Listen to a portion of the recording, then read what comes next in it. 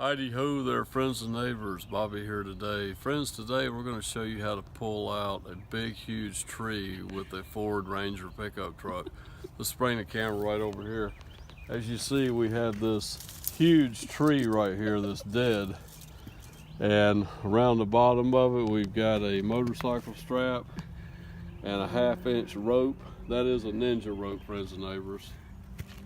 It's got like the tensile strength of infinity, and we've got it hooked right over here to the 700 horsepower Ford Ranger pickup truck with the 927 cubic inch engine in it, and I'm getting ready to pull this tree down. Stay tuned.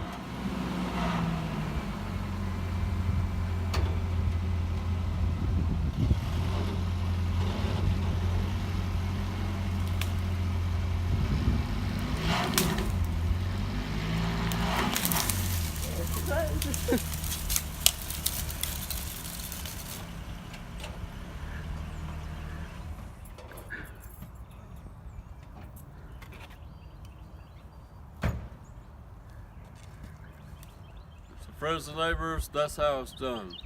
Have a great day. Don't forget to like, comment, and subscribe. See you next time.